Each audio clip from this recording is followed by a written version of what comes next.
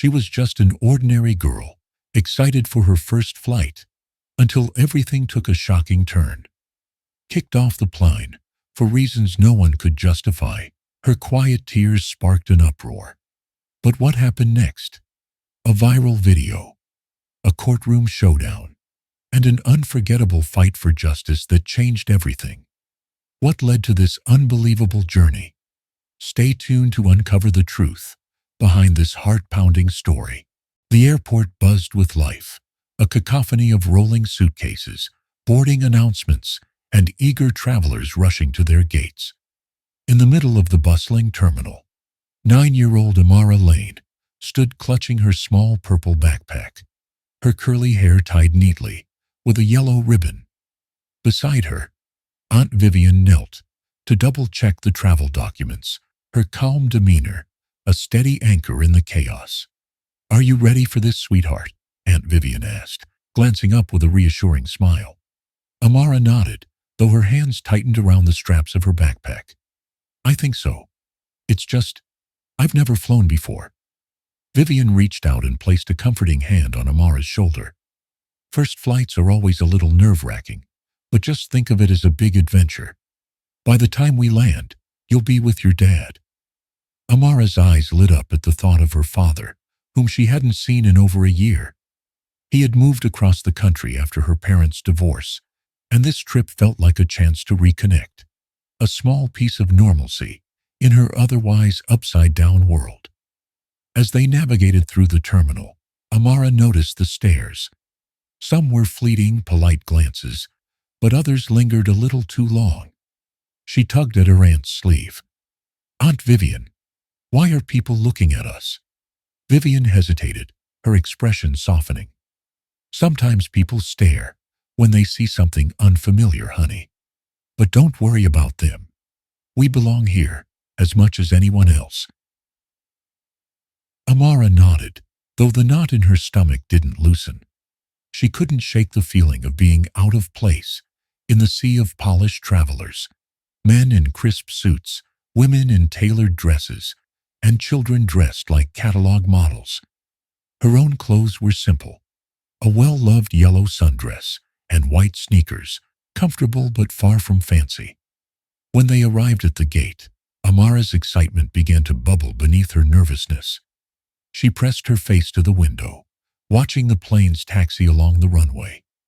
"They're so big," she whispered, her voice tinged with awe. Vivian chuckled.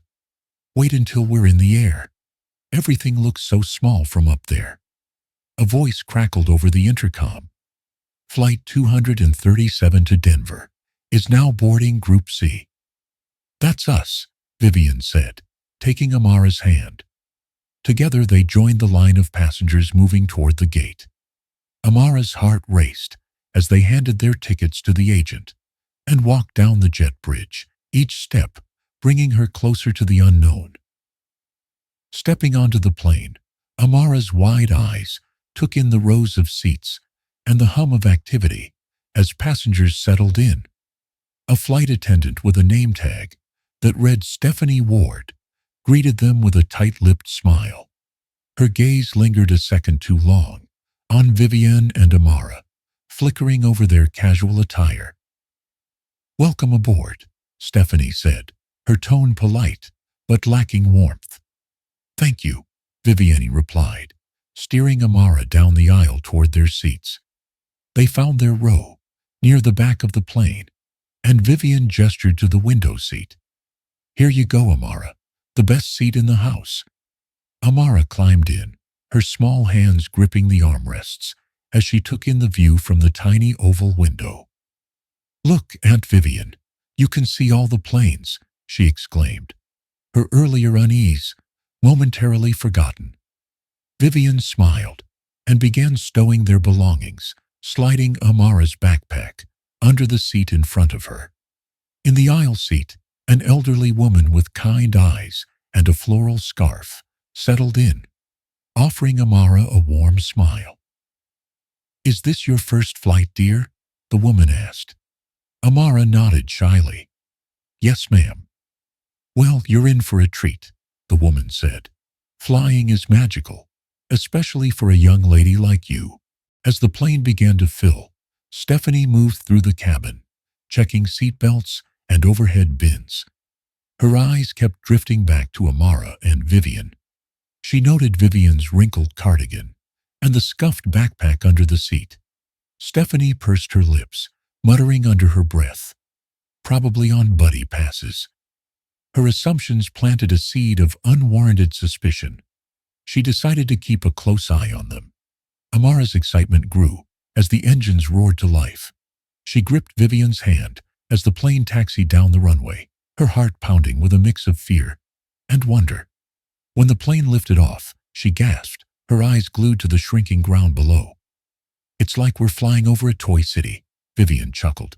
"It really does look like that, doesn't it?" For a while, everything felt perfect. Amara gazed out the window, her worries fading as she imagined the adventures that awaited her and her dad. But the tranquility didn't last. "Excuse me, young lady." Stephanie's sharp voice broke the calm. Amara turned to see the flight attendant standing over their row, her arms crossed. "You need to sit back and keep your seatbelt on." Amara blinked in confusion. "I was just reaching for my book," she said softly, pointing to her backpack under the seat. Vivian immediately stepped in, her tone measured. "She's fine. I told her it was okay to grab her book." Stephanie's eyes narrowed. "Rules are rules. If she can't follow instructions, we'll have to address this with the captain." Amara shrank back into her seat, her face burning with embarrassment. "I'm sorry," she whispered to Vivian, tears brimming in her eyes. Vivian placed a protective arm around her niece. "You didn't do anything wrong, Amara," she said firmly. "Don't let anyone make you think otherwise." But the damage was done. Stephanie marched to the front of the plane, her demeanor radiating authority. Amara stared out the window, her excitement replaced by a gnawing sense of dread. The flight, meant to be an exciting milestone, now felt like a storm cloud looming over them. Little did Amara know, this was just the beginning of a journey that would change everything. For her, Vivian, and everyone on that plane. The steady hum of the plane's engines was the only sound in the cabin, as Amara clutched the edges of her seat, her wide eyes staring blankly at the seat back in front of her. She had never felt so small. Vivian's comforting hand on her shoulder was a quiet reminder that she wasn't alone. But the way Stephanie had looked at her, a mix of disapproval and disdain, lingered in her mind like a dark shadow.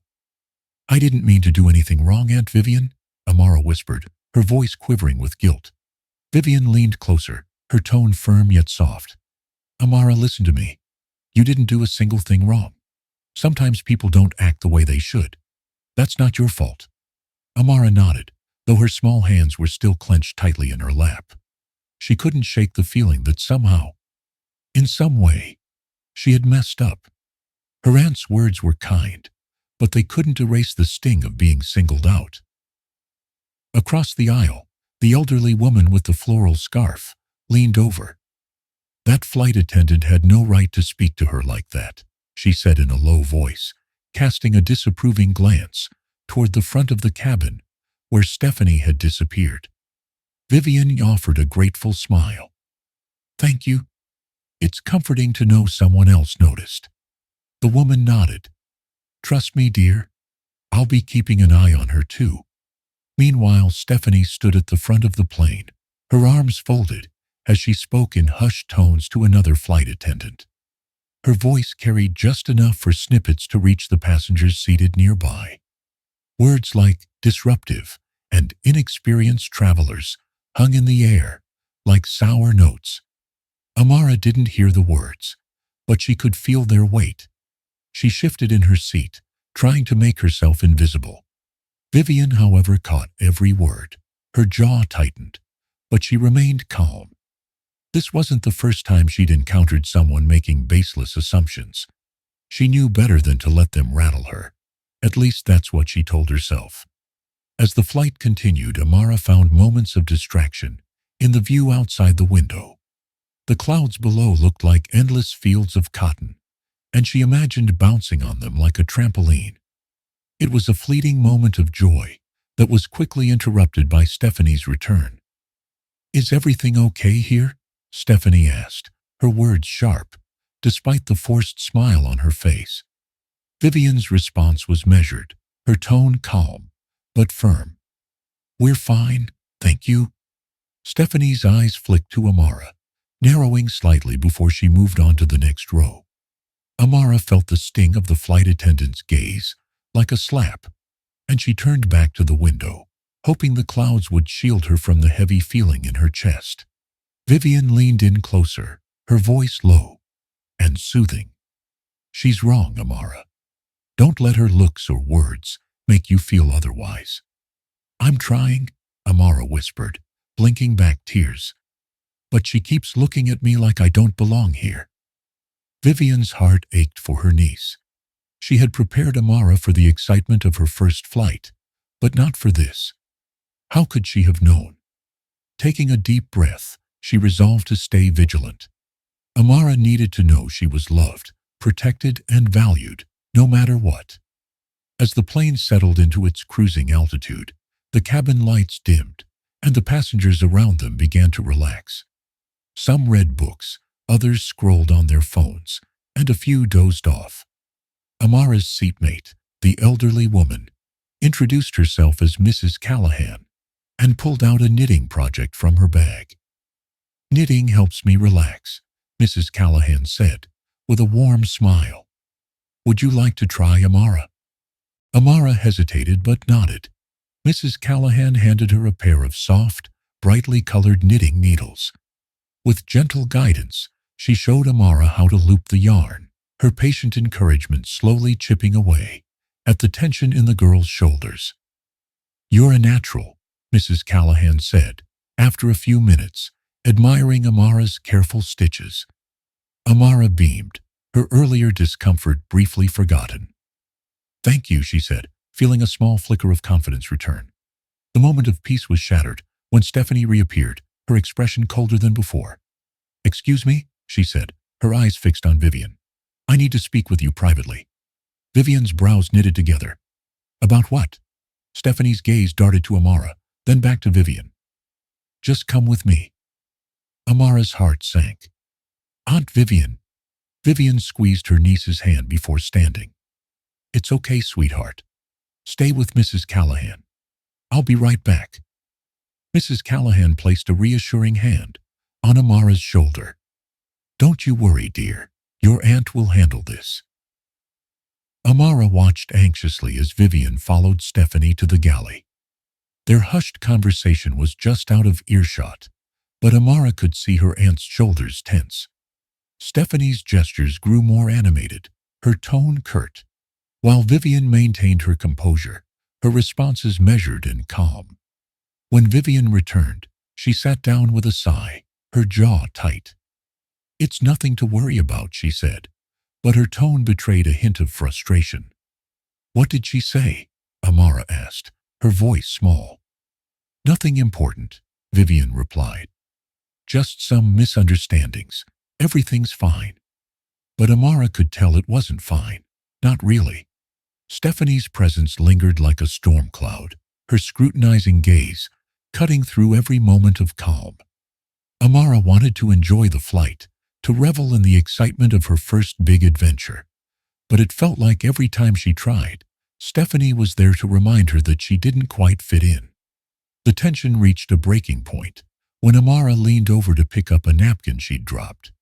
Her elbow accidentally bumped the tray table, causing a water bottle to tip over.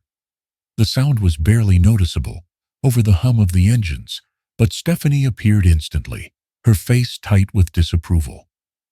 "That's enough," Stephanie snapped. "If you can't keep your seat in order, I'll have to speak with the captain." Amara froze, her face turning crimson. "I'm sorry," she stammered. Vivian's patience finally broke. "Excuse me," she said sharply, standing up. "What exactly has my niece done to deserve this kind of treatment?" Stephanie's eyes narrowed. "I don't appreciate your tone, ma'am. If you can't follow instructions—" "She spilled water," Vivian interrupted, her voice rising. A mistake anyone could make. But you've been targeting her from the moment we boarded this plane. Passengers nearby began to take notice, some craning their necks to see what was happening. Murmurs rippled through the cabin as people exchanged glances. I'm doing my job, Stephanie replied coldly. No, Vivian shot back, her tone firm. You're singling us out, and I won't stand for it. Before Stephanie could respond, Mrs. Callahan spoke up, her voice carrying a calm authority. This child has been nothing but polite and well-behaved. I suggest you reconsider how you're handling this situation, young lady. The murmur of passengers grew louder, and Stephanie's face flushed with anger and embarrassment. Without another word, she turned and stormed toward the front of the plane.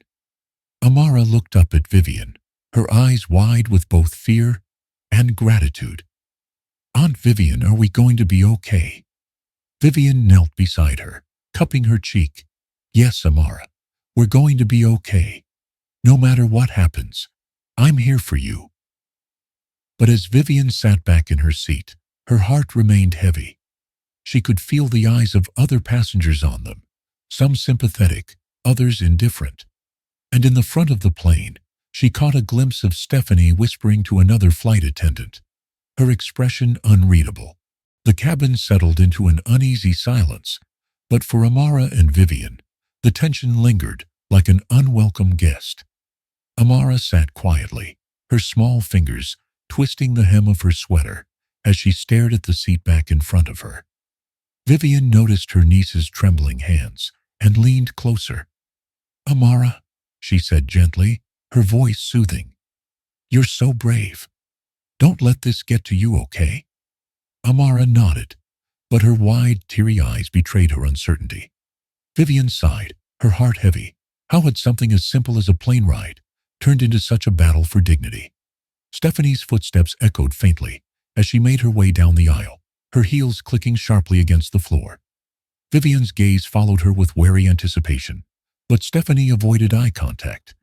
Instead, she whispered to a colleague, her face flushed with what seemed to be anger, or perhaps something deeper, like embarrassment. Amara whispered, her voice barely audible. Aunt Vivian, do you think she hates me? Vivian's chest tightened. Of course not, sweetie. Sometimes people act in ways that have nothing to do with us. This isn't about you. It's about her. Amara nodded slowly, though her expression didn't change. She sank deeper into her seat, wishing she could disappear. Vivian wanted to protect her, to shield her from the world's unfairness, but she knew she couldn't erase the sting of what had already happened. Across the aisle, Mrs. Callahan leaned over, her knitting needles clicking softly. You handled that well, she said to Vivian, with an encouraging nod. But it's not over yet. I've seen that look on her face before. She's not finished with you. Vivian offered a tight-lipped smile. I have a feeling you're right. As the plane glided through the sky, Vivian kept a close eye on Stephanie, who seemed to be avoiding their row altogether. Instead, Stephanie was huddled near the galley, speaking in low tones to the other flight attendants. Occasionally she would glance toward Vivian and Amara, her lips pressed into a thin line. Amara tried to distract herself by looking out the window. The endless expanse of clouds offered a brief escape, their fluffy shapes rolling like waves in a quiet ocean. She traced patterns on the glass with her finger, her mind wandering to happier thoughts. But the peace was short-lived. Excuse me? Stephanie's voice came from behind them, sharp and clipped. Vivian turned to see her standing with two other flight attendants, both of whom looked uneasy. We need to discuss a safety concern with you. Vivian straightened, her eyes narrowing. A safety concern? Stephanie's gaze flicked to Amara, then back to Vivian. Yes, we've received complaints about disruptive behavior in your row. Vivian felt her temper flare, but forced herself to remain calm. Complaints? From whom? Stephanie didn't answer. Instead, she gestured toward the galley. Please follow me so we can resolve this, Vivian looked at Amara, who was clutching her arm tightly. "Stay with Mrs. Callahan, sweetheart. I'll be right back." Mrs. Callahan gave Vivian a reassuring nod. "Don't worry, I'll keep her safe." Vivian followed Stephanie to the galley, her steps deliberate and steady. When they arrived, Stephanie crossed her arms, her expression hard. The other two attendants lingered nearby, their discomfort evident. "Ma'am," Stephanie began, her tone formal. "We've had several concerns from passengers about your behavior." Vivian raised an eyebrow. "My behavior? Or my niece's?" Stephanie hesitated, then said, "Both." Vivian's voice sharpened. "Exactly what behavior are you referring to? Sitting quietly in our seats, having a polite conversation with another passenger?" Stephanie's jaw tightened. "It's about maintaining order on this flight. Your niece has been disruptive, standing up, moving around during announcements. She was getting a book from her bag before takeoff." Vivian interrupted, her tone icy. "That's hardly disruptive." Stephanie's eyes narrowed. "We have protocols for a reason. If you can't follow them, enough." Vivian's voice cut through Stephanie's words like a blade. "Let's be honest here. This isn't about protocols. This is about your assumptions. From the moment we boarded this plane, you've treated us differently." "Why?" Stephanie flushed, her mouth opening and closing as she struggled for a response. The two other flight attendants exchanged uneasy glances but said nothing.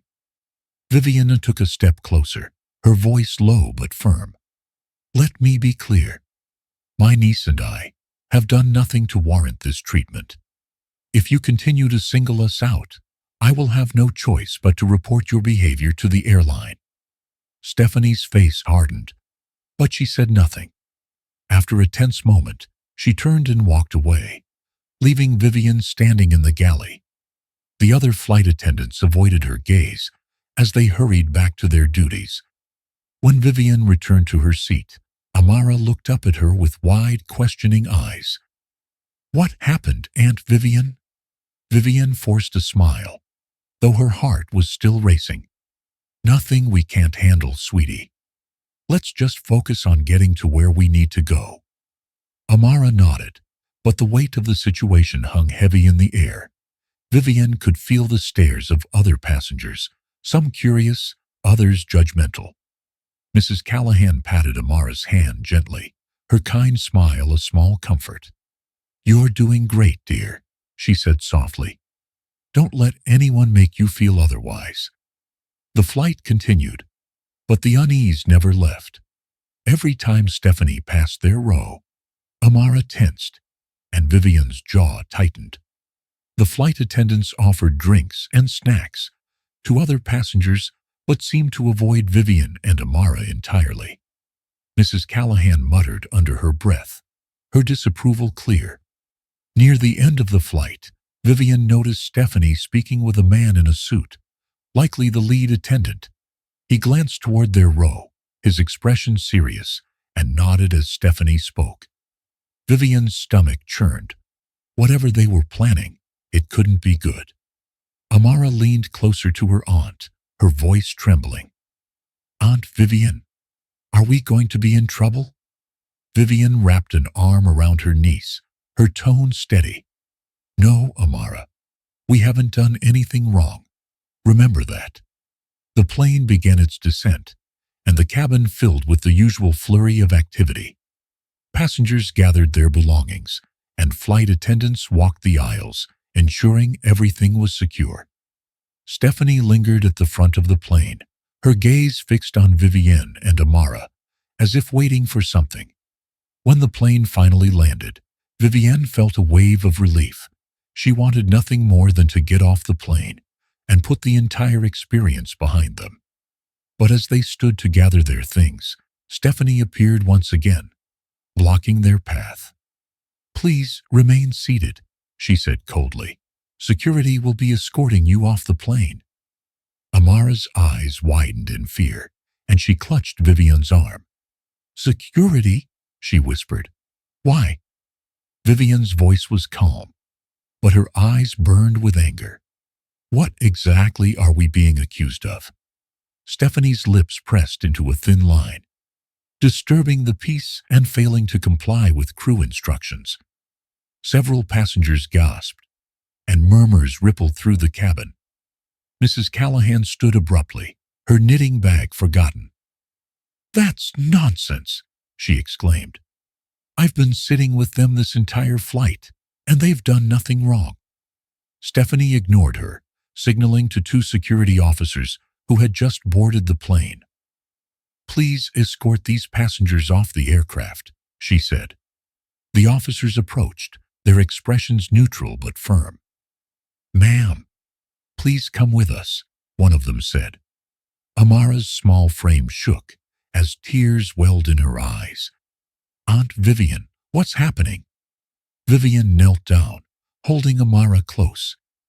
"It's okay, sweetie," she whispered. "We're going to get through this. I promise."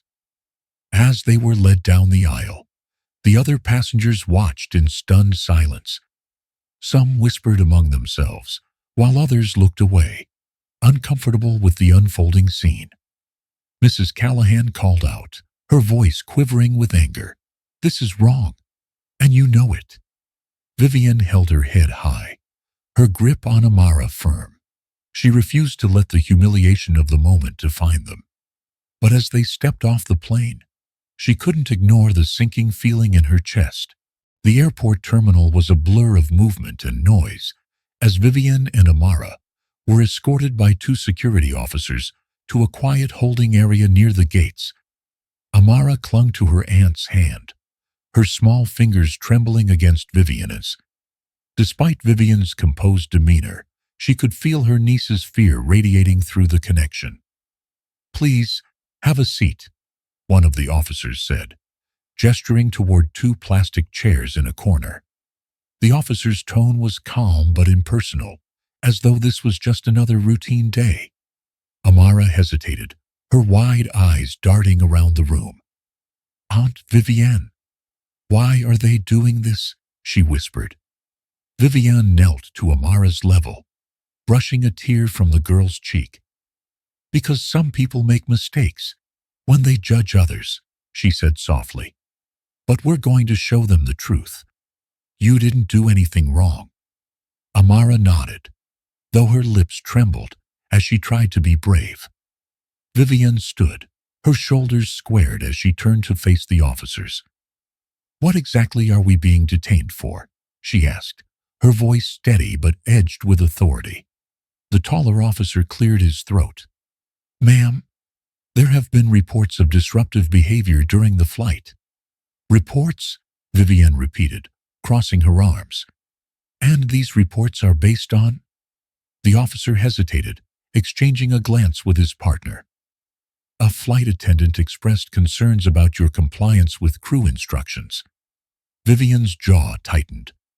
"And what about the other passengers? Did any of them complain?" The officer didn't respond, but his silence spoke volumes. Vivian took a deep breath, her mind racing. It wasn't just about them anymore. This was about setting a precedent, about ensuring that no one else would endure such baseless humiliation. "I'd like to speak with the airline manager," Vivian said firmly. "And I'd like to contact my lawyer." The officers exchanged another look, clearly unprepared for Vivian's composure. "We'll see what we can do," one of them muttered before stepping outside. Amara's small voice broke the silence. "Are we in trouble, Aunt Vivian?" Vivian knelt again, her hands resting on Amara's shoulders. "No, sweetheart. We didn't do anything wrong. This is their mistake, not ours." Amara nodded but didn't speak. Vivian could see the toll the ordeal was taking on her niece. The girl's usually bright eyes were dull with confusion and fear. Minutes turned into an hour as they waited in the holding area. Vivian occupied the time by comforting Amara, playing quiet games on her phone to distract her. The officers had returned but stood by the door, avoiding eye contact. Their presence loomed like a shadow, making it impossible to relax. Finally, a middle-aged man in a crisp navy suit entered the room. His polished appearance and the badge on his chest identified him as Martin Gaines, the airline's regional manager. He approached with an air of forced politeness, extending a hand to Vivian. "Ms. Dupree, I'm Martin Gaines," he began. "I've been made aware of the situation, and I'd like to discuss this matter with you." Vivienne didn't take his hand. "Good. Let's discuss it then," she said, her tone clipped. Gaines dropped his hand, a flicker of irritation crossing his face before he masked it with a smile. "First, let me assure you that the airline takes all passenger concerns seriously." "Is that so?" Vivienne interrupted, her voice sharp. "Because it seems to me that the only concerns you're addressing are those of a single flight attendant who clearly let her biases guide her actions." Gaines's smile faltered. "Ma'am, the safety of our passengers and crew is our top priority. When a flight attendant raises a concern, we are obligated to investigate." "And what exactly was the concern here?" Vivienne pressed. "That my niece, a child, was reading too loudly, that I dared to advocate for her when she was unfairly targeted." Amara shifted uncomfortably in her chair, her eyes flicking between her aunt and the manager. Gaines glanced at the officers as though silently asking for help, but they remained silent. "Mrs. Dupree," Gaines began again, "I understand your frustration, but I assure you, no," Vivienne said firmly, cutting him off. "You don't understand. You don't understand what it's like to be singled out because of how you look, to be judged before you even open your mouth. My niece and I have been treated with nothing but hostility since we boarded that flight, and I won't stand for it." Gaines opened his mouth to respond, but Vivienne wasn't finished. "And now, instead of addressing the real issue, you're doubling down on your mistake by dragging a child into this absurd charade. You should be ashamed." The room fell silent, the weight of Vivienne's words hanging heavy in the air. Gaines's expression hardened, his attempts at diplomacy giving way to defensiveness. "I'm sorry you feel that way, Ms. Dupree," he said stiffly, "but our staff acted within protocol." "No, they acted out of prejudice," Vivienne snapped. "And if you think I'm going to let this go, you're sorely mistaken." The tension was interrupted by a knock on the door. One of the officers opened it, revealing Mrs. Callahan, her knitting bag slung over her shoulder. "I'm sorry to barge in," she said, her voice firm, "but I couldn't sit by and let this happen." Gaines looked flustered. "Ma'am, this is a private—" "Nonsense," Mrs. Callahan said, waving him off. She turned to Vivienne and Amara, her kind eyes blazing with determination. "I was there. I saw everything. And if you think I'm going to let these people railroad you, think again." Amara's eyes widened, a glimmer of hope breaking through her fear. Vivienne felt a surge of gratitude, but kept her focus on Gaines. "This is just the beginning," Vivienne said coldly. "I'll be contacting my lawyer, and I'll make sure this injustice is brought to light." Gaines's composure cracked, his face pale.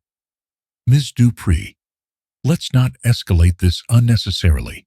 You escalated it the moment you treated us like criminals," Vivienne shot back.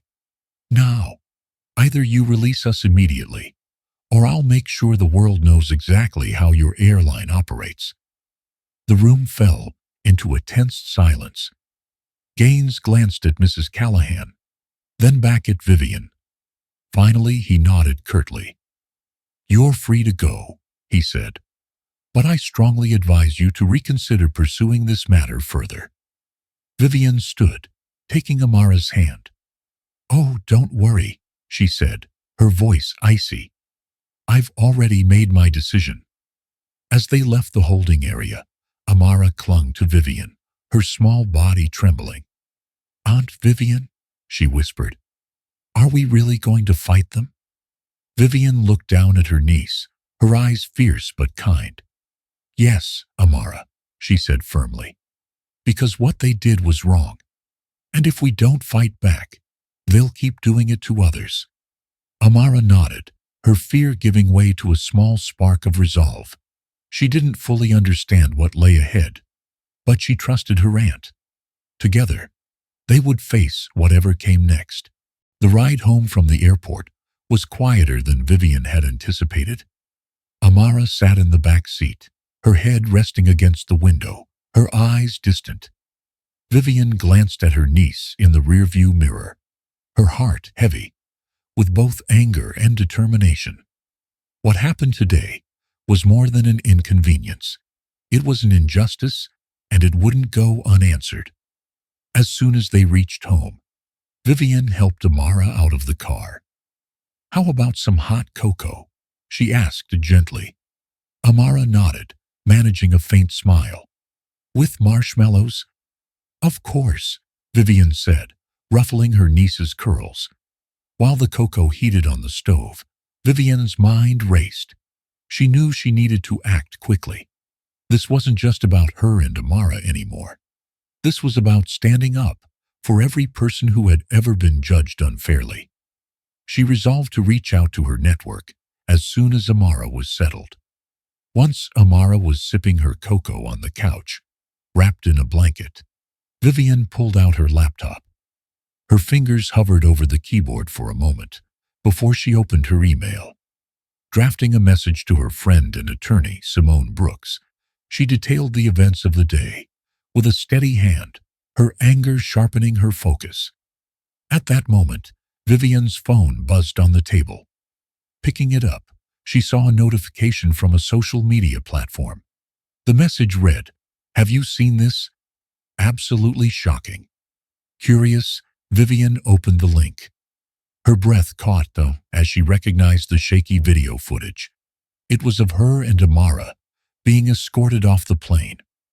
The video, taken from another passenger's perspective, clearly showed the tension in the cabin.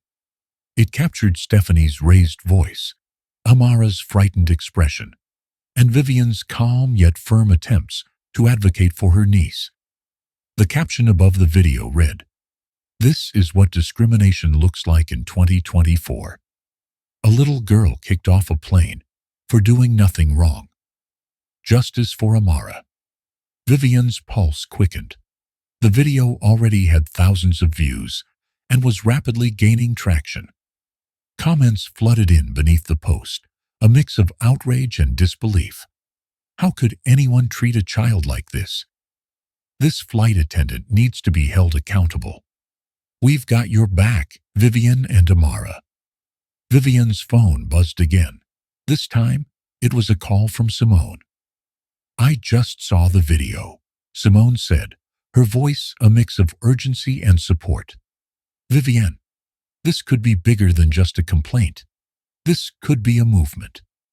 Vivian let out a shaky breath. "Oh, Simone, I just want justice for Amara. She doesn't deserve this, and I don't want her to think the world is like this." "And she won't," Simone assured her. "But Vivian, this video is already going viral. People are paying attention. We can use this to demand accountability, not just from the airline, but from the industry as a whole." For the first time that day, Vivienne felt a flicker of hope. "What's our first step?" she asked. "Publicly acknowledge the video," Simone advised. "Share your side of the story. The more people see the truth, the harder it will be for the airline to sweep this under the rug."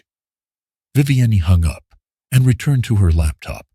She drafted a brief but powerful statement, posting it alongside the video on her own social media accounts. "This is my niece, Amara. Today she was removed from a flight without cause, subjected to humiliation and fear because of one person's prejudice. We will not stay silent.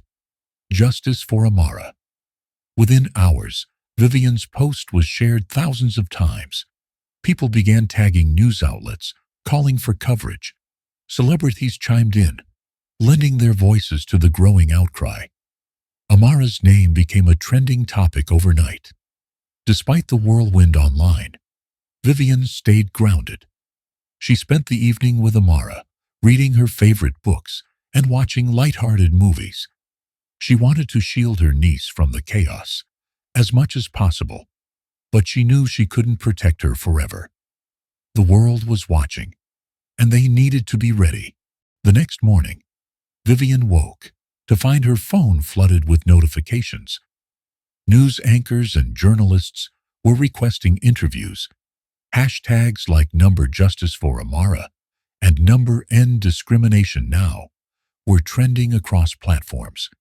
Vivian's email inbox was full of messages, some from strangers offering support, others sharing their own stories of similar experiences. One email stood out. It was from a passenger on their flight, a woman named Carol Wilson. The subject line read, "I want to help." Vivian opened the email, her heart racing. Carol had been sitting several rows back on the plane and had witnessed the entire incident. "I couldn't believe what I was seeing," the email read. "It was clear to me that Amara was being targeted for no reason. I'm willing to testify if it comes to that." Vivian's determination solidified. She replied immediately, thanking Carol and asking for her contact information. It was a small victory, but it was exactly the kind of support they needed. As the day wore on, Vivian received more messages from other passengers who had been on the flight. Some shared additional videos, while others offered to back her up if the situation escalated. Each message was a reminder that they weren't alone. Amara, however, was beginning to feel the weight of the attention. At dinner, she pushed her food around her plate, her brow furrowed. "Aunt Vivian," she said quietly, "why are so many people talking about us?" Vivian set down her fork and leaned closer. "Because they saw what happened to us, Amara, and they know it wasn't fair. They want to help." Amara bit her lip. "But I don't want everyone looking at me. What if they think I did something wrong?" Vivian's heart ached. She reached across the table, taking Amara's hand in hers. "Sweetheart, no one thinks you did anything wrong. They're looking at us because they see how brave you are. You've inspired people to stand up for what's right."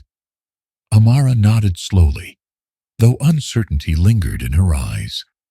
Vivian made a silent vow to protect her niece from as much of the stress as possible. That evening, Vivian received a call from a prominent civil rights organization.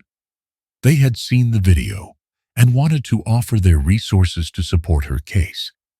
They suggested organizing a press conference to amplify their message. The idea made Vivian nervous. She wasn't used to being in the spotlight, but as she looked at Amara, peacefully asleep on the couch, she knew she couldn't back down.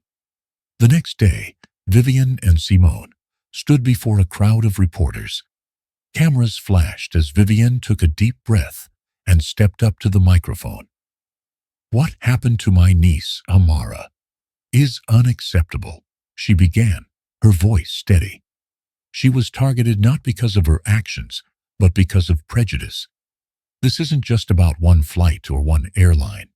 It's about ensuring that no child, no person, ever feels less than because of how they look."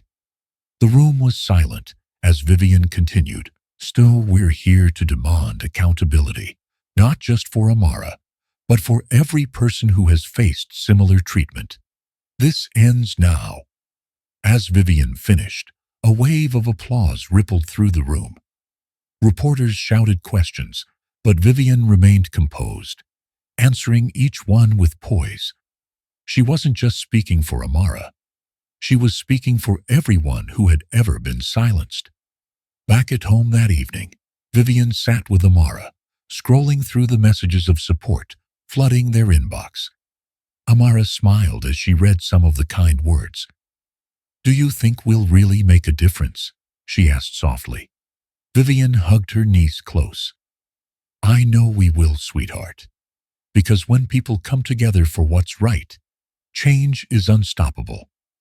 The fight was far from over, but Vivian and Amara were ready. Together, they had sparked a movement, and nothing could stop them now. Vivian stared at her laptop screen, the cursor blinking impatiently as if urging her to take the next step. The email from her attorney, Simone, outlined the potential legal avenues they could pursue against the airline. Vivian's resolve was unshaken, but the complexity of the battle ahead was dawning on her. "We'll file a formal complaint first," Simone had explained during their call that morning. "But we need to be prepared for a fight. Big corporations don't admit wrongdoing easily, especially when something like this has already gone viral." Vivian had nodded, her mind racing. "I'll do whatever it takes. Amara deserves justice." Simone's voice had softened.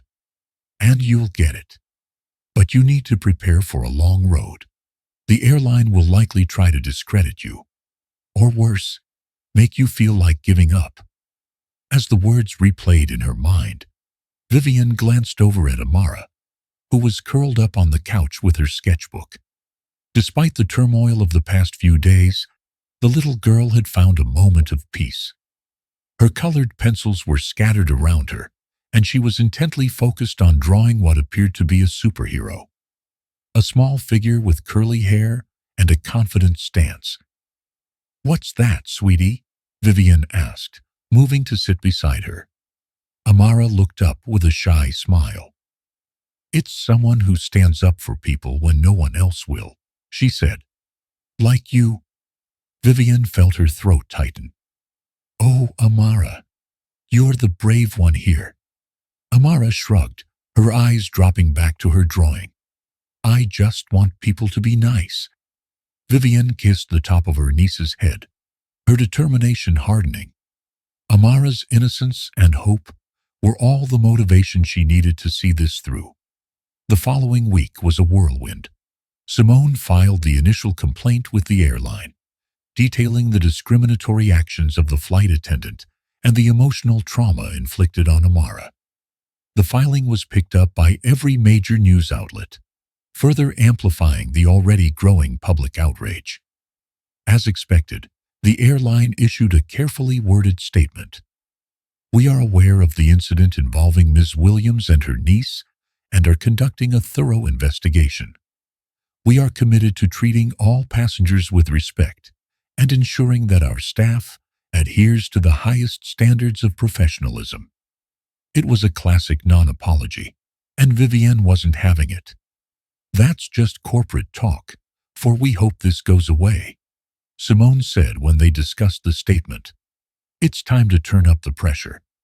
Together, they strategized their next steps. Simone began reaching out to other passengers from the flight to gather witness statements. To Vivian's relief, many were eager to help, including Carol Wilson, whose email of support had been a bright spot in an otherwise dark time. "I saw everything," Carol said when they spoke over the phone. "That flight attendant was out of line from the start. I've been flying for decades, and I've never seen someone treated so unfairly. I'll testify if it comes to that." Her words gave Vivian hope.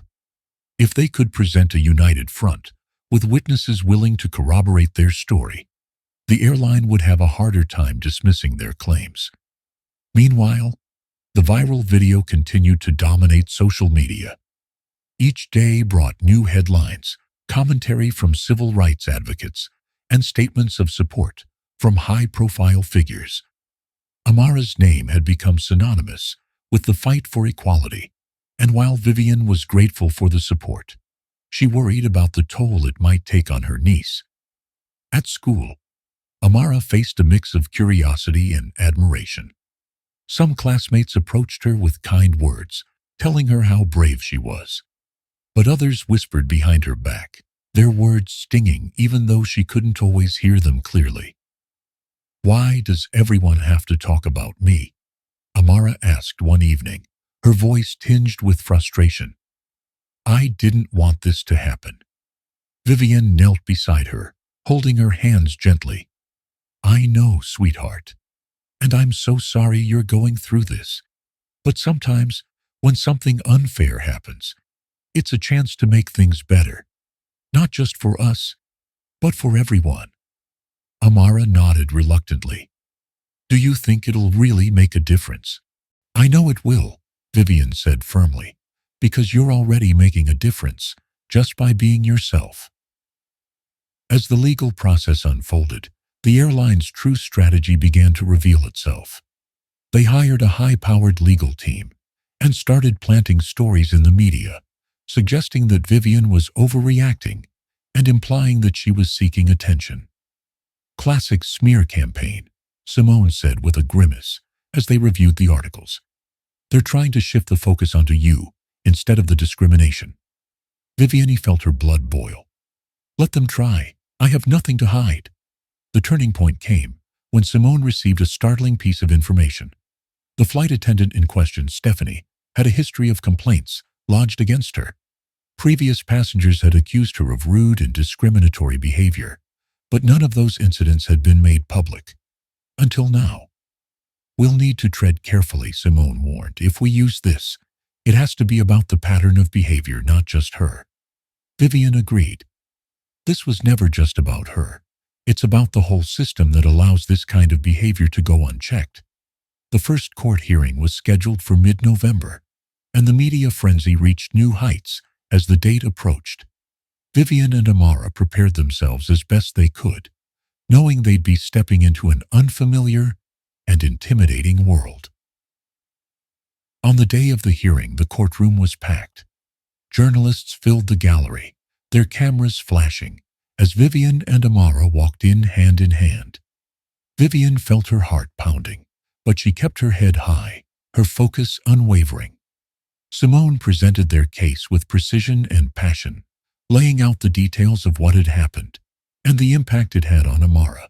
Witnesses like Carol Wilson testified, describing the events from their perspective and emphasizing the flight attendant's behavior. When it was Vivian's turn to take the stand, she spoke from the heart. This isn't about revenge, she said, her voice steady despite the weight of the moment.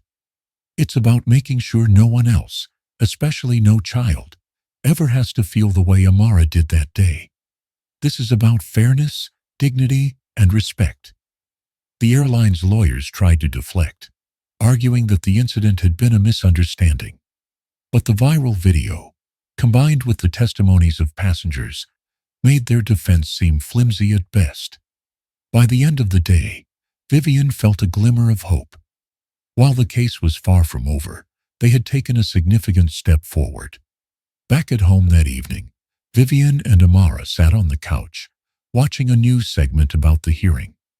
The anchors spoke about the broader implications of the case, highlighting the systemic issues in the airline industry and the growing calls for reform. Amara leaned against Vivian's shoulder. Do you think we're winning? She asked softly. Vivian smiled, wrapping an arm around her niece. We're not just winning, Amara. We're making history. And for the first time in weeks, Amara smiled back, her eyes shining with a newfound sense of hope. The courtroom battles had taken their toll, but Vivian and Amara weren't alone in their fight. News of their courage had spread far and wide, and more people were beginning to rally behind them. What had started as a deeply personal struggle was now evolving into a powerful movement for justice and accountability. It began with the unexpected arrival of a letter in Vivian's mailbox. The envelope was thick, and the handwriting on the front was neat, but unfamiliar.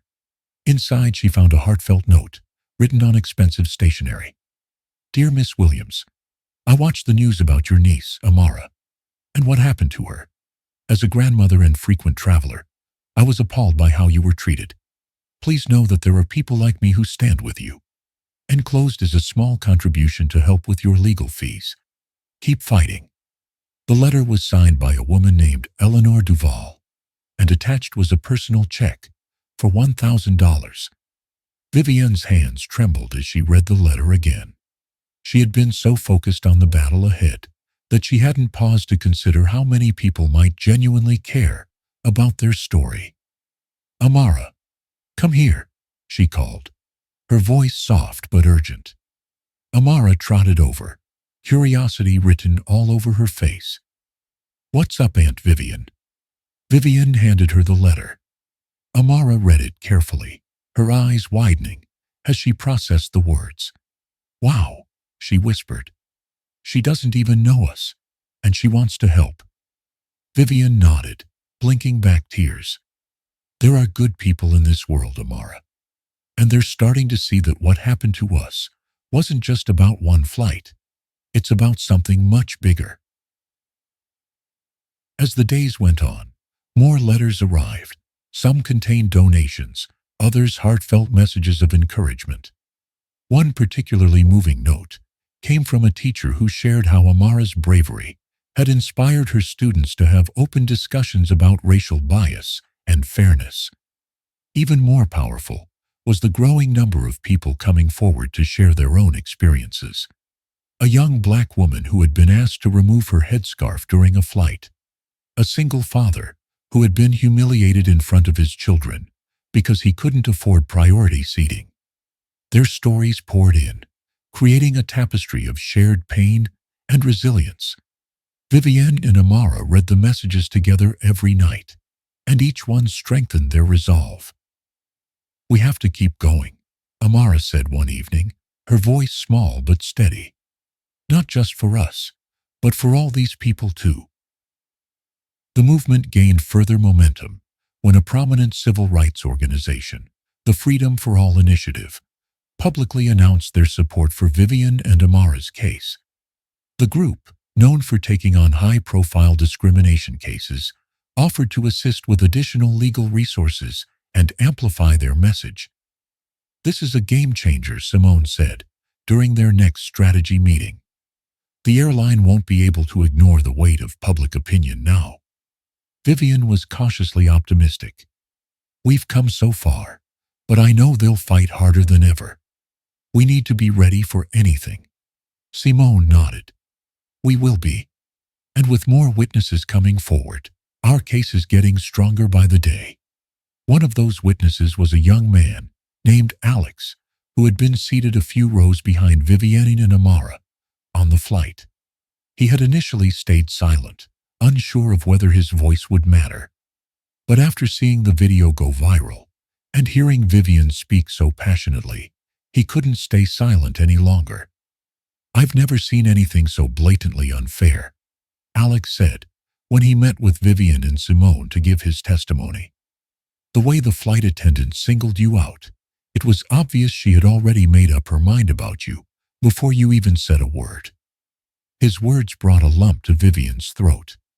"Thank you for speaking up," she said. "It means more than you know." Alex nodded, a look of determination on his face.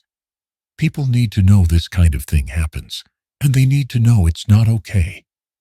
Amid the growing support, there were still moments of doubt and fear. The airline's legal team continued to push back aggressively, filing motions to dismiss the case and attempting to discredit Vivian and her supporters. Social media trolls also reared their heads, flooding comment sections with vitriol. One evening, Amara came to Vivian with tears in her eyes, clutching her tablet. "Why are people saying these mean things about us?" she asked, her voice trembling. Vivian pulled her into a hug, her heart aching for her niece. "Because not everyone understands what's right, sweetheart. And sometimes when people feel threatened, they try to bring others down."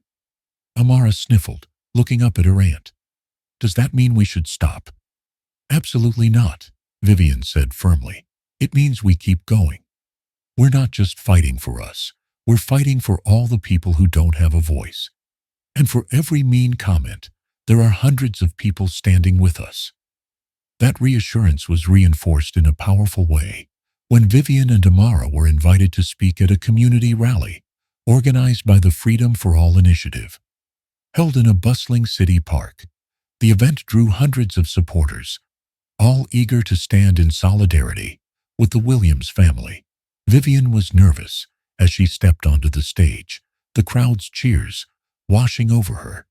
She held Amara's hand tightly, drawing strength from her presence. "Thank you all for being here," Vivian began, her voice steady despite the butterflies in her stomach. "This journey started as a nightmare for my niece and me. But because of all of you, it's become something so much bigger.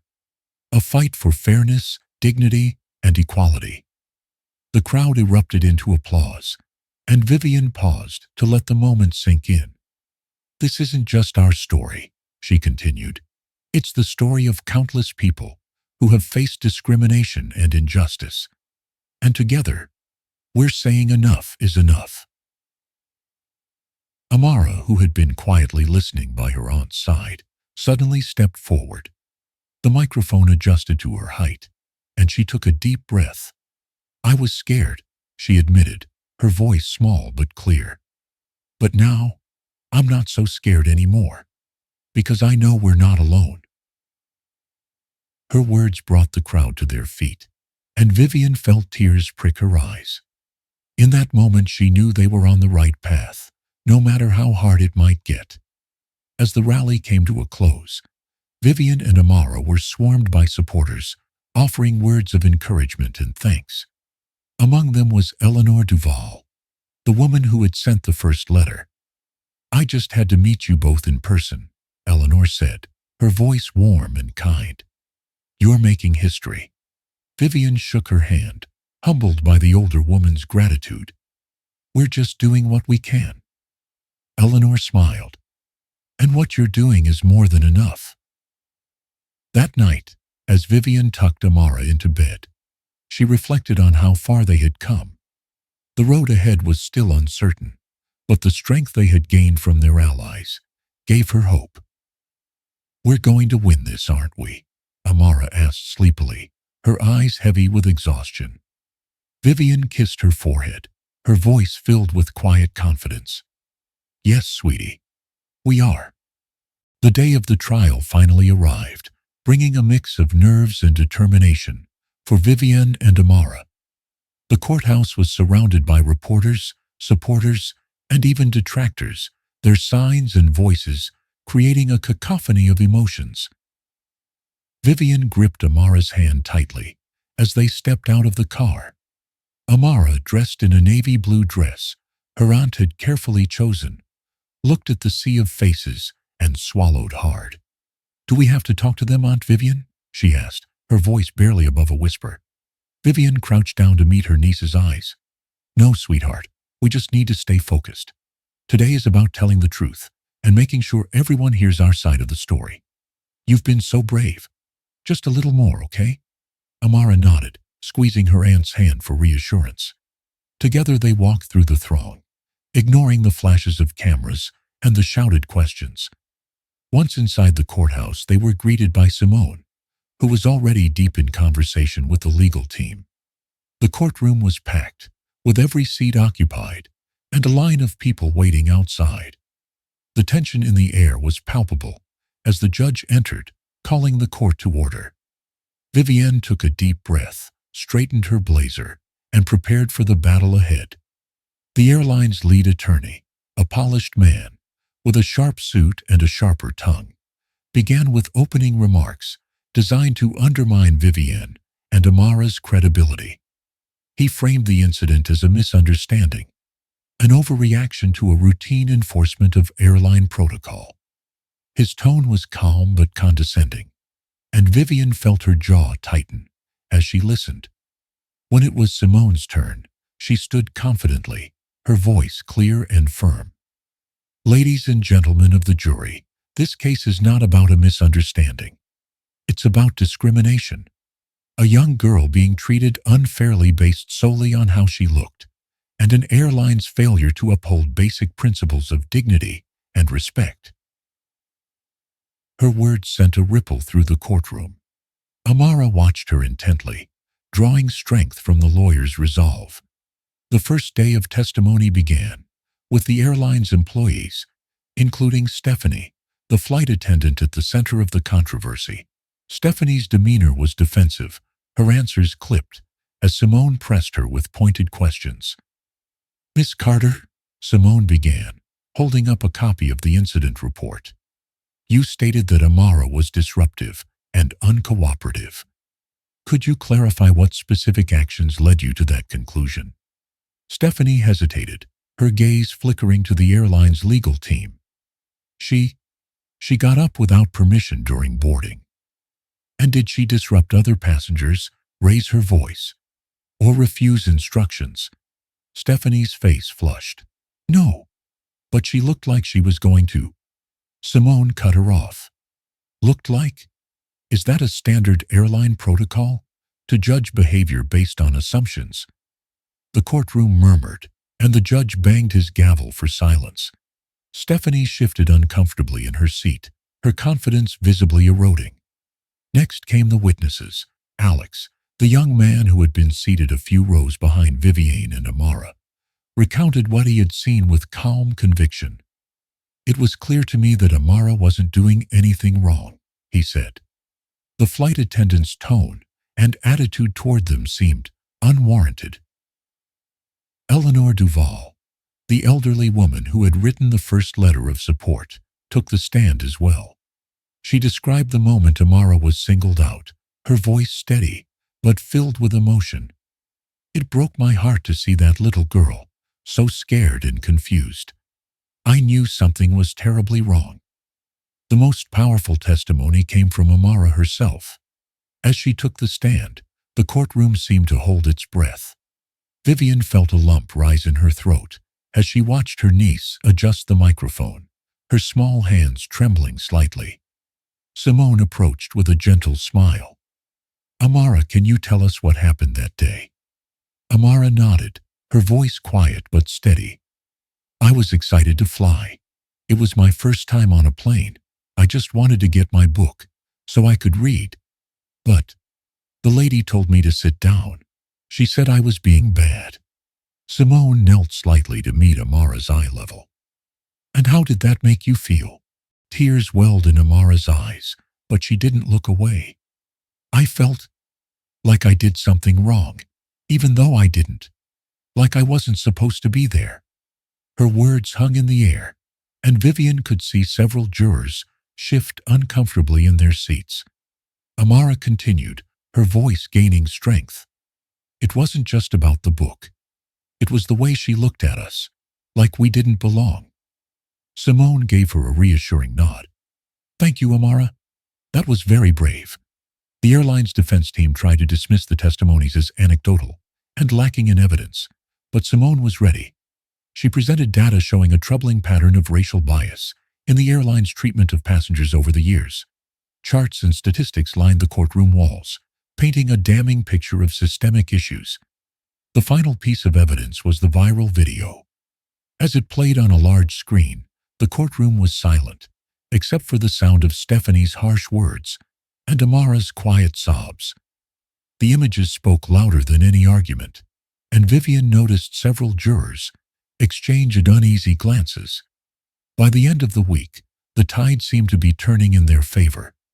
The airline's polished facade was cracking under the weight of public scrutiny and mounting evidence. Reporters flocked to Vivian and Amara during breaks, eager for their thoughts on the trial's progress. "It's not just about us anymore," Vivian told one reporter. "It's about accountability and making sure this doesn't happen to anyone else." Amara, standing at her aunt's side, added softly, "We just want people to be treated fairly, that's all." The courtroom drama reached its peak during closing arguments. Simone stood before the jury, her voice ringing with conviction. "Amara is just one child, but her story represents so many others who have faced the same prejudice. This isn't about a misunderstanding. It's about righting a wrong and sending a message that discrimination has no place in our society."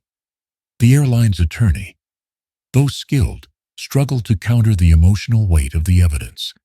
His closing argument was clinical, focusing on protocol and technicalities, but it lacked the humanity that had defined Simone's case. As the trial concluded, Vivian and Amara walked out of the courthouse, their hands intertwined. The outcome was now in the jury's hands, but they both felt a sense of pride in how far they had come. "We did everything we could," Vivian said, her voice filled with quiet determination. Amara looked up at her aunt, a small smile breaking through her tired expression. "We didn't give up." "No, sweetheart," Vivian said, wrapping an arm around her niece. "We didn't." They had faced the storm together, and now all they could do was wait for justice to be served. The jury deliberated for hours that felt like an eternity. Vivian and Amara sat side by side on a bench outside the courtroom, their hands clasped together. Amara fidgeted with the hem of her dress, while Vivian kept her gaze fixed on the clock, counting down each agonizing second. "Aunt Vivian," Amara whispered, breaking the heavy silence, "do you think they'll understand? Do you think they'll believe us?" Vivian turned to her niece, her eyes soft with affection and resolve. "Sweetheart, the truth is on our side. You spoke from your heart, and that's more powerful than anything they can say. No matter what happens, you've already made a difference." Amara nodded, though her worry lingered. The thought of standing up against something so big, so unfair, still weighed heavily on her young shoulders. Finally, the bailiff stepped into the hallway, calling everyone back into the courtroom. Vivian gave Amara's hand a reassuring squeeze as they followed the crowd inside. The room was silent, the air heavy with anticipation. Every creak of a bench, every shuffle of papers seemed amplified in the tension. The judge entered, and all rose. The jury filed in one by one, their expressions guarded. Vivian scanned their faces, searching for any hint of the decision they'd reached. Her heart raced, but she kept her expression steady for Amara's sake. The four-person stood, holding a folded piece of paper. The judge addressed them, his voice calm but commanding. "Has the jury reached a verdict?" "Yes, Your Honor," the four-person replied, handing the paper to the bailiff, who passed it to the judge. The courtroom was so quiet that the rustle of the paper sounded deafening. The judge unfolded the paper and read silently for a moment before nodding. "In the case of Amara Carter and Vivian James versus Clear Sky Airlines, the jury finds in favor of the plaintiffs." A collective gasp rippled through the room, followed by murmurs. Amara's eyes widened in disbelief. "We won," she whispered, barely able to comprehend the words. Vivian nodded, tears brimming in her eyes. "Yes, sweetheart. We did it." The judge continued. "The jury has also awarded the plaintiffs damages in the amount of $1.5 million for emotional distress and punitive damages, as well as an order for the airline to implement mandatory diversity and inclusion training for all staff." The courtroom erupted into murmurs again. Onlookers exchanged glances, some smiling, others shaking their heads in astonishment. Stephanie, seated at the defense table, looked stunned, her previously confident demeanor now replaced with visible discomfort. Simone leaned over to Vivienne and whispered, "It's not just a win. It's a statement. This sets a precedent." Amara clutched Vivian's arm tightly, her voice trembling. "Does this mean they can't treat people like that anymore?" Vivian smiled through her tears. "It means they'll have to think twice before they do. And it's because of you, Amara." After the verdict was read, reporters clamored for interviews outside the courthouse. Vivian and Amara, standing on the courthouse steps, faced a sea of flashing cameras and microphones. Simone stood nearby, ready to shield them if needed.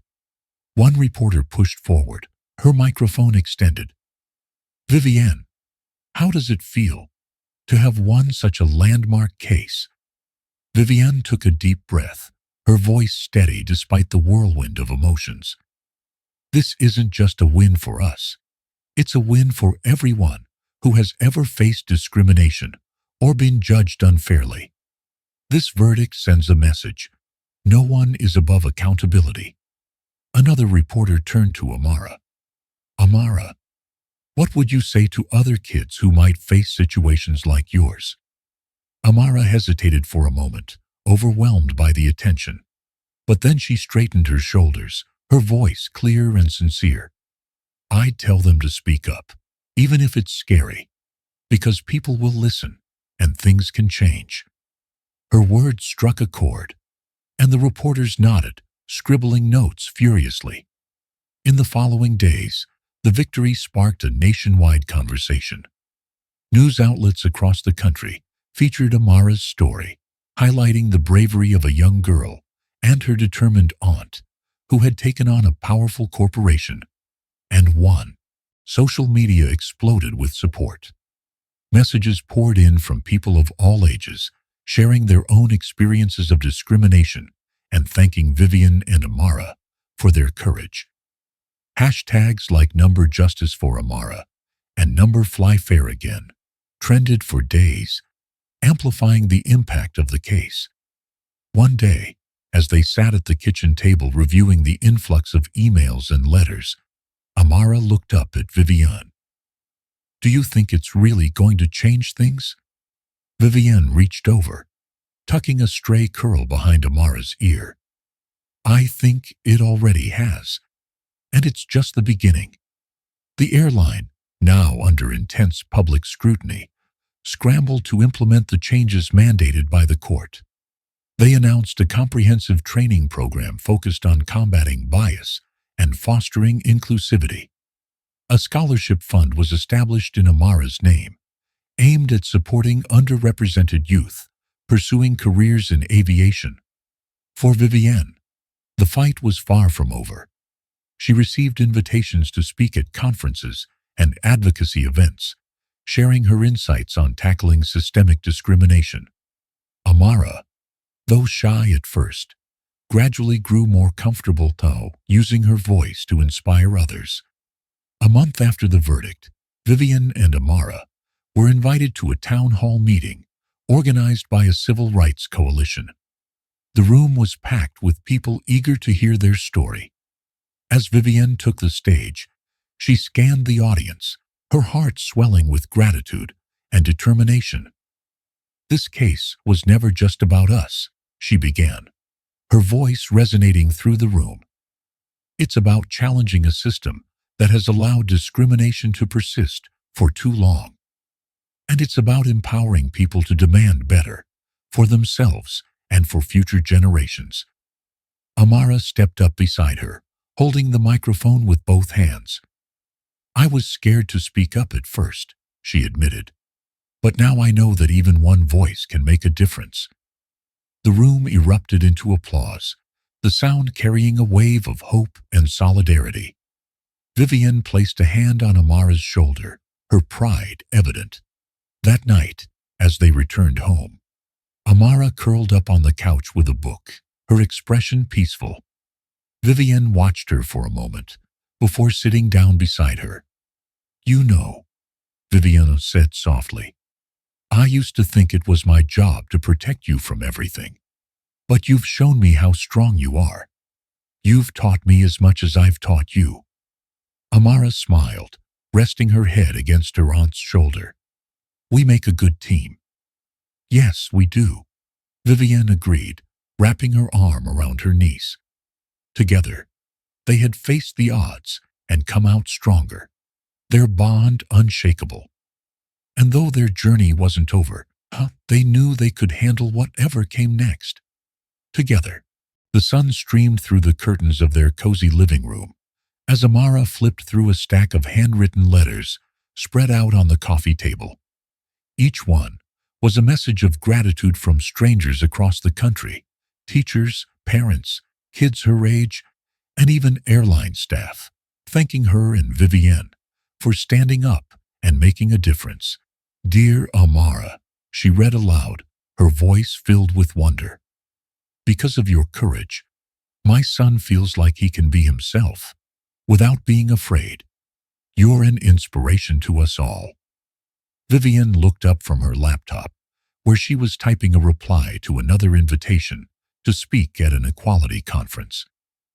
"That's beautiful, isn't it?" she said, a proud smile spreading across her face. "These letters mean the world because they remind us why we started this journey." Amara set the letter down carefully, her small hands tracing the edges of the paper. "I never thought we could do something this big. It's overwhelming." Vivian moved to sit beside her on the couch, wrapping an arm around her. "You've been through a lot, sweetie. It's okay to feel that way. But remember, you've already proven how strong and brave you are. And these letters, they're proof of the lives you've touched." The doorbell rang, pulling them from their moment. Vivienne stood and opened the door to find Simone, their steadfast lawyer, holding a folder and a beaming smile. "I have some good news," Simone said, stepping inside. Amara perked up. "What is it?" Simone placed the folder on the coffee table and flipped it open. Inside was an official letter from Clear Sky Airlines, addressed to Amara and Vivian. "This," Simone began, "is their formal apology. Not just a public statement, but a personal one. They've also attached proof that their mandatory diversity training program is now active and being implemented across the company." Vivian picked up the letter, scanning its contents. The tone was earnest, and it detailed the airline's commitment to preventing discrimination in the future. For the first time, it seemed, they were taking genuine accountability. Amara leaned over, reading the words carefully. "Do you think they mean it?" she asked hesitantly. Vivian folded the letter and set it down. "I think they're taking steps in the right direction. And that's because of you." A week later, Vivian and Amara attended a special ceremony hosted by a civil rights organization. The event honored individuals and groups who had made significant strides in fighting discrimination and promoting equality. Amara fidgeted nervously as she and Vivian sat in the front row, surrounded by accomplished activists and community leaders. When their names were called, Amara felt her heart race as she walked onto the stage with Vivienne. The applause was thunderous, and she could see people smiling warmly, their faces full of admiration. The presenter handed them an engraved plaque. "This award is a symbol of gratitude for your bravery and resilience," he said. "You've shown us all that even the youngest voices can spark meaningful change." Viviano stepped up to the microphone, her voice steady but full of emotion. "This honor means so much to us, but the work is far from over. This is just the beginning of a larger journey to ensure that no one else experiences what we did. Together, we can continue to push for fairness, respect, and equality." The audience erupted in applause again as Vivian stepped back and gently nudged Amara forward. Though nervous, Amara gripped the microphone and took a deep breath. "Thank you for believing in us," she began. "I was scared to speak up at first, but I've learned that even when something feels too big or too hard, we can still make a difference. No one should ever feel like they don't belong, and I'm proud to stand here and fight for that." Her words resonated deeply, and as the applause swelled once more, Amara felt a newfound confidence settle within her.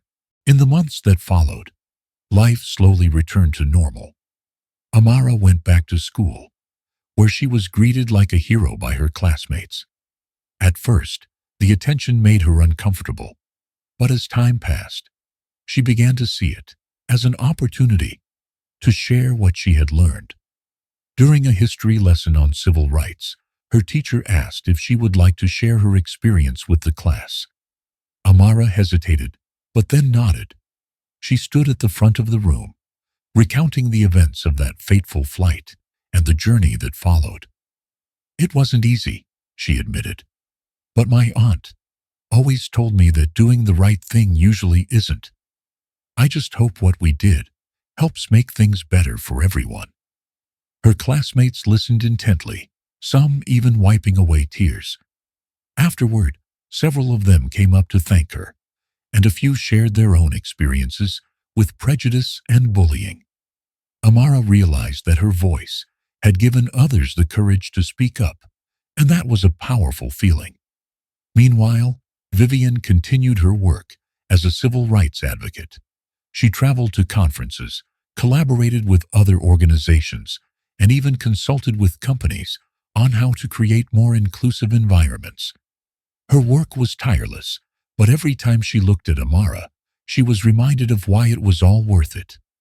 One evening, as they sat together watching the sunset, Vivian turned to Amara. "You know, everything we've been through has brought us closer. I'm so proud of the person you're becoming." Amara smiled, resting her head on her aunt's shoulder.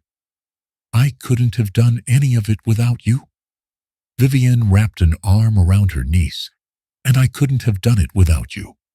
We're a team, Amara. Always." Their journey had been long and challenging, but it had also been transformative. Amara and Vivian had not only stood up against injustice, but had also inspired others to do the same. And as they looked toward the future, they knew that together they could face whatever came next. It wasn't just a victory for them. It was a victory for everyone who believed in fairness, equality, and the power of standing up for what's right. What would you have done if you were in Amara's shoes? Would you have had the courage to speak up like she did?